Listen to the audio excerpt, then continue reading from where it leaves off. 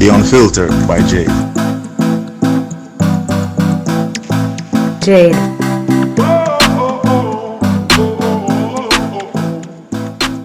Welcome to The Unfiltered by Jade, where we get out of the box and dive into topics that are sidelined. I look forward to entertain, educate, and inspire. Feel free to like, share, subscribe, donate, and make everybody know about this.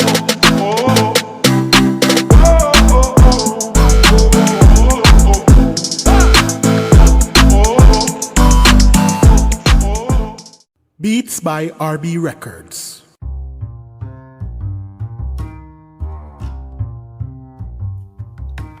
Shopping assistance. Your style, your budget. Our services include online and local shopping for individuals and businesses, personal shopping, purchasing of company and office supplies, importing and exporting small packages across Jamaica and worldwide, and helping you find unique gifts and items for all events and occasions. Contact us at 876-919-5195 or shoppingassistance2015@gmail.com. Shopping Assistance, your style, your budget.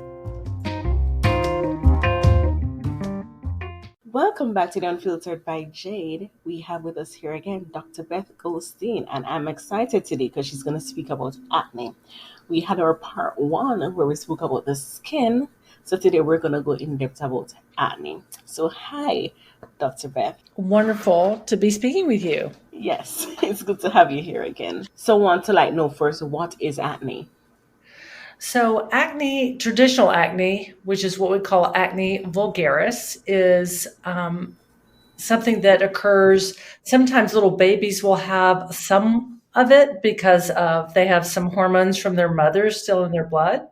So at the very beginning of life, sometimes you can have activated sebum glands or oil glands, but that usually you don't have it until puberty starts kicking in. And that is actually happening earlier and earlier these days. But it is an activation of the oil glands by hormones, and it causes a whole cascade of reactivity in the skin, everything from causing the cells that line the follicles to not really exfoliate normally. They kind of stay and plug up the pores. And then there's excess oil production. And we're all human animals, and we have mites and bacteria all over our skin. Nobody really likes to think about that much, but we have a bacteria in our skin. It's called Cutibacterium.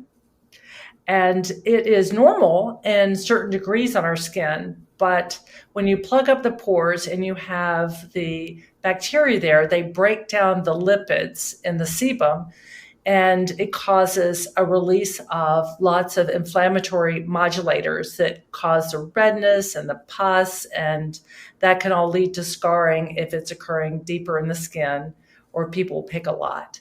And so it's really hormonal. Okay.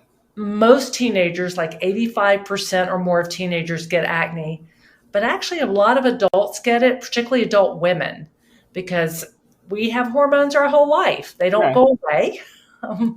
And so it is something that people can get of all ages. And there are different types of acne and other conditions that can look like acne, but this is speaking about traditional acne vulgaris, the common acne.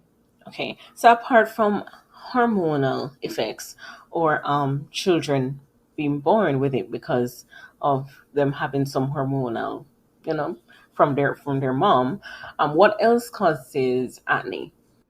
Well, there can be acne from, say, if you use a really thick hair pomade and it gets on your face, that can cause plugging of your pores, or putting really thick moisturizers, things like Vaseline. There's this whole thing about slugging. I don't know if you've seen that. No. What is slugging? People put lots and lots of petroleum jelly or Vaseline on their face and leave it on overnight. What? And so, if you tend to get acne, that is just fertilizer for plugging of your pores if you tend to get it. If you have really dry, sensitive skin and you never get acne, well, you can get away with that. And certain cosmetics can be very occlusive on the face, certain makeups.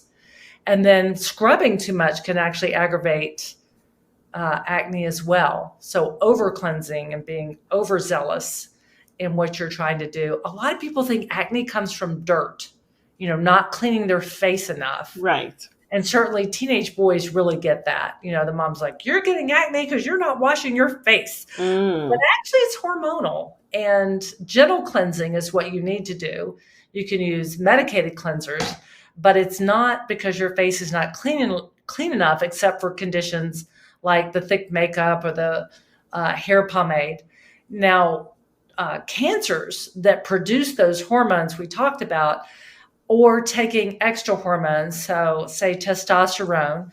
So people who are in transition from female to male will often take testosterone, and they can have horrific problems with acne from that. It usually gets better, but that is one of the side effects. And if you have an adrenal tumor or an ovarian tumor that secretes a lot of androgen or male hormone, that can cause acne too.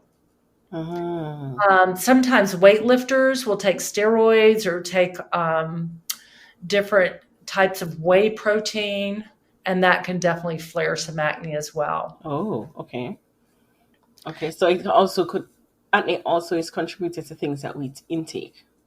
Yeah, it's really interesting, the whole diet piece in acne. So there's this whole body of knowledge about having too much sugars and carbohydrates in our diet. People will know it as like high glycemic load diets have been pretty strongly associated with acne.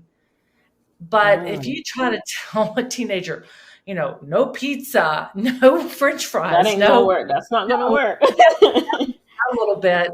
And I don't want to throw people under the bus. Like, I've seen people who are like strict, healthy, organic fruits and vegetables still get acne. So the high glycemic load diets can aggravate acne and make it maybe more treatment resistant, but you're not really causing the acne necessarily by not eating perfectly.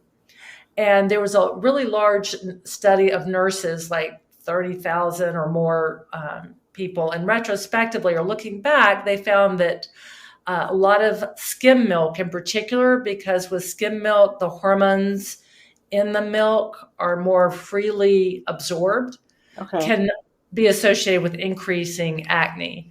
So if you want to say diet, then you would say have a very healthy diet that is not high with a high glycemic load. Right. And, avoid skim milk, but particularly for teenagers, you want to still make sure they get plenty of calcium. Right. You want to make sure there's a balance there with enough calcium. And recently, I think it's going to be fascinating. There's not enough data or studies yet about prebiotics and probiotics and gut health and acne, but it's looking very intriguing. So I think, to be on the lookout for maybe some very interesting and wonderful ways that people can help control their acne, particularly through their diet.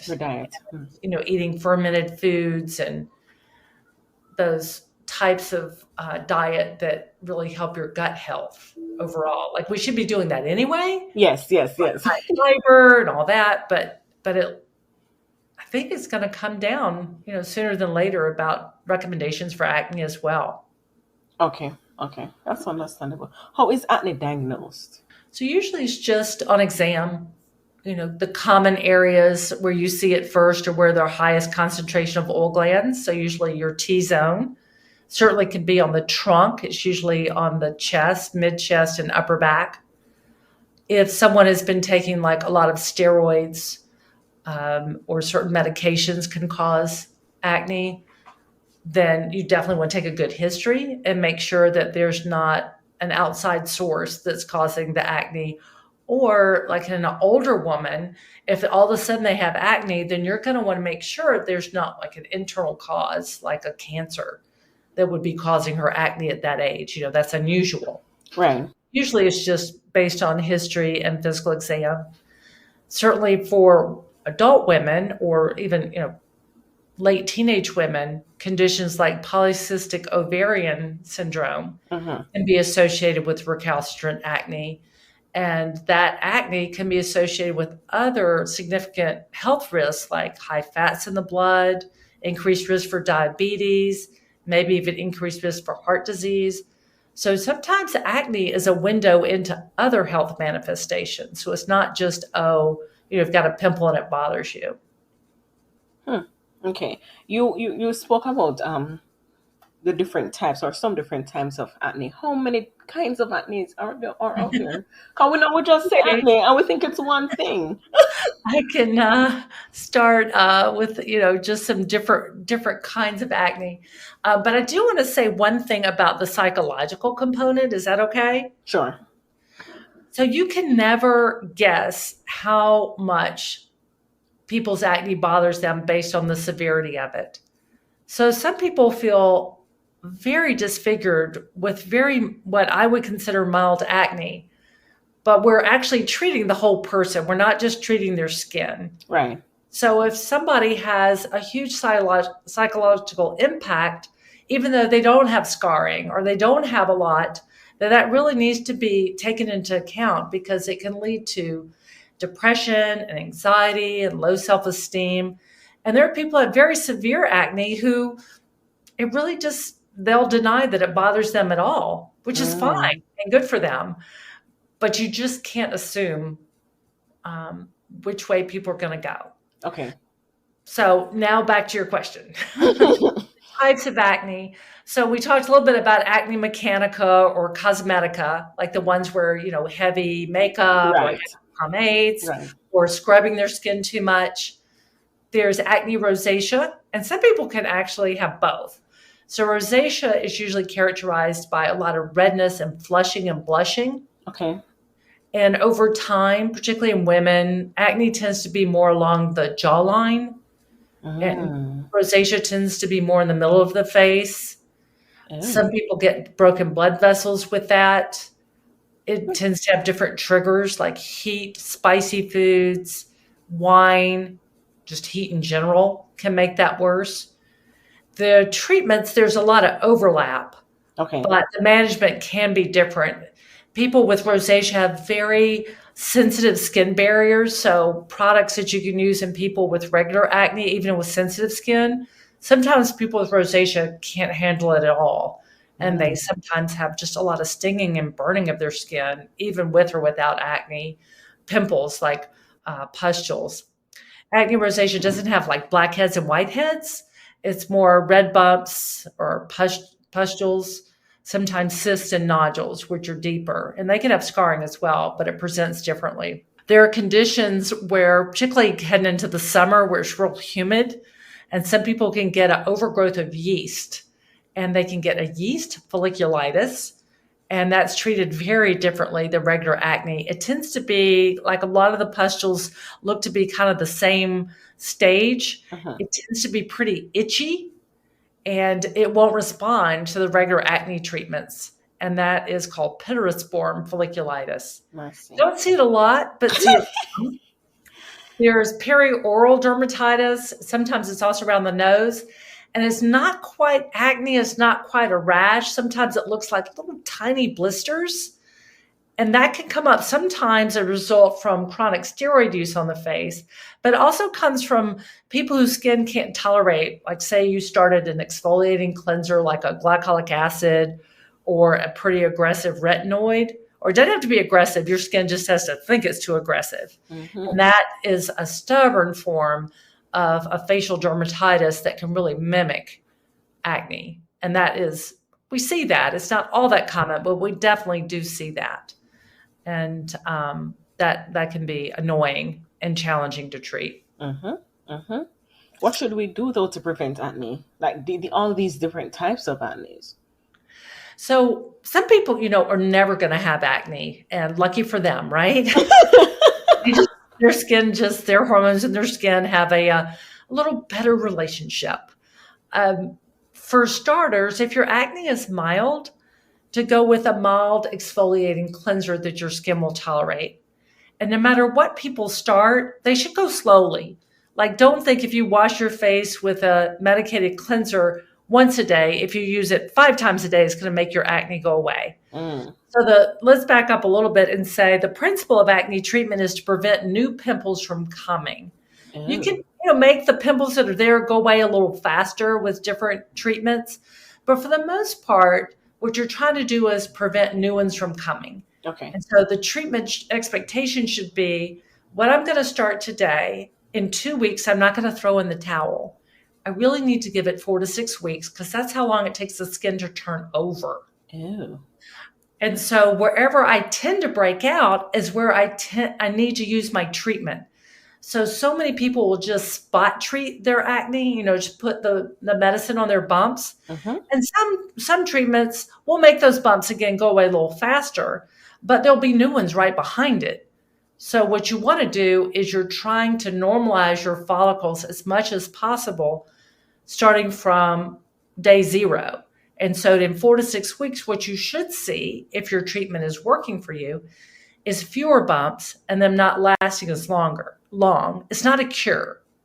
Your body will stop making acne when your body's ready to stop making acne. We just really manage it. The only thing sort of like a cure would be isotretinoin or Accutane.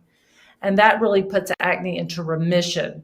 And then hopefully your body, by the time it comes out of remission, is no longer has this relationship to cause hormones and acne and pimples in your body. So for most people, the majority is the expectation of control. So whatever you do, you want to treat wherever you tend to break out. So if you only break out in your T-zone, well, you only need to use medicine in your T-zone. But if you break out kind of all over your face, then you need to use it all over your face, all over your chest or trunk or whatever. On your back. And back, yeah. So the easiest thing to start with is salicylic acid or glycolic acid cleansers. Okay. And you want to start it like once every other day and try it to a small area first. Because if you're going to have a reaction, Lord, you don't want it all over your face. That's just bad. Not only do you have the acne, you have this horrific irritated rash. So start slowly and start things every few days. Even if you're started on a new prescription medicine, start slowly. So over-the-counter products like glycolic acid, salicylic acid are really easy to use. Benzoyl peroxide washes can work very well. Okay. You want to go with the really milder ones. The 10% can be very harsh, very drying. And benzoyl peroxide can bleach out your clothes and your towels. So it's a little bit trickier to use. So as an adult woman, you don't tend to wipe your face with your shirt, right? Right. But the 15-year-old guy does it all day long, and you're going, what happened to your shirt? You're running off your shirts. Well, he's wiping the benzoyl peroxide on his shirt. So usually it's better to use it at night, wear an old T-shirt, put old towels in the bathroom, an old pillowcase on the pillow. Right. Because it definitely can ruin those and bleach those out. But it can also be very effective. Benzoyl peroxide twice a day as a cleanser or a leave-on product is almost as good as a lot of the prescription products. And again, to go with a 2.5%, at most a 5% product, a 10% product is really more of a spot treat. Very, very few people can tolerate a 10% day in, day out. I mean, if your skin is tough and super oily, you can try it. Okay. But that's a little tough going. There are really some wonderful over-the-counter treatments now. There is one called Adapalene. The brand name is Differin Gel. And over-the-counter is not as strong as prescription, but that's something you would put on at night. And you can actually put it on with a low-potency benzoyl peroxide. Okay. There's a prescription version of that where it's combined together. You can look for Epiduo over the counter, and that's just so easy for compliance because that's part of the problem. Is you have to use it every day, day in and day out. And if you could just put on one thing, that's so easy. And there's much less irritation. It's a very stable molecule. So if it's a little drying, then you can actually add a moisturizer with it, like a CeraVe or a Cetaphil or something very lightweight. And using that for mild acne can be very, very effective. Okay. If anybody is picking even mild acne can scar. Oh boy. So it's so tempting to pick. I mean, I'll tell people all day long, don't pick. And if I get a pimple, what do? I pick, right? So these acne patches are actually just what we call hydrocolloid. They're over the counter. You can buy a specific acne patch, but you can actually just go to the pharmacy, and next to the burn Band-Aids are hydrocolloid patches, and you can just cut it to the size of your pimple. And put it on it. And it actually heals faster. So if you have a pimple, rather than pick at it, just put a patch on it. And that will keep you from picking, because if you pick, you can scar either by the pressure you put on it, so the pimple ruptures deeper into the skin, so there's a lot more inflammation. And some people with mild acne scar. Yes. You don't have to have bad acne to scar. So if anybody's scarring, we really strongly encourage them to go in and get prescription treatment and get support, because there's so many great treatments out. You don't really need to scar. Right. And I think also because sometimes people don't know the difference with the rosacea and the acne, or the different types of acne, it's best to go to a dermatologist first. Right, and really get yourself on a good program. So for adult women and teenage women, there's these great hormonal options with contraceptive pills, but not all birth control pills or implants are great for acne. So you really want to make sure that if you're going on hormonal treatment for acne, which can be super effective, like are you going to be on an antibiotic or a birth control pill? Do you have heavy periods or painful periods, or for family planning or whatever reason? They can be super effective for women with acne. Men, of course, don't have that option. Right. But there are a number of treatments. There is a new anti-androgen, anti-male hormone treatment that men can use in a topical, but it's not the first or second or third thing you would go to. Right. But it can be used. And for women, if they're not planning a pregnancy, and particularly if you're on birth control pills, because it causes breast tenderness and sometimes some spotting, and then it's not good for a male fetus. So it's better if you're on a birth control pill with it, is something called spironolactone. And it's getting a lot of attention these days for treatment for adult women in acne. And it's funny because I can remember I started out in 1991 and I would rotate through this older dermatologist practice. Right. And I was refilling a prescription for a patient of hers for spironolactone. And this is, 30 something years ago. And she said, "You're not giving her enough. That's not going to do anything." But it's now in vogue, and it's a great alternative to antibiotics for women with nodulocystic acne. It's a really great option. Nice. So there's so many different things that we can use out there now for acne. And there's some non-systemic ways to treat it as well. There's peels, chemical peels. Estheticians can help with unplugging, but they need to be knowledgeable as well. There's light treatments that are used sometimes. Usually insurance doesn't cover those so much, nor does insurance usually cover chemical peels. But no matter what you do along those lines, you still need a basic day in, day out management strategy. I agree with that. Is emotional health connected to acne? 100,000,000%. So stress is not going to cause acne, but stress can certainly make acne worse. For sure. There are persons who probably don't have acne at all, but when they're under stress, that's when the acne comes up. Yeah. So if you have a tendency, and again, I don't like to blame people for getting acne, like, oh, if you just, had good karma, life happens, and you do the best you can, eat healthy, gentle cleansing. Drink water. And when stress comes up, well, that might be your body's way of telling you to take care of it. Yeah. If you can, manage your stress the best way you can. Yes. Which I'm sure you are, but. Yes! She said you sure I am. Okay. Yes. And make sure you drink enough water, because they'll say we need to flush our bodies. Yeah. All of that we're being told. Right.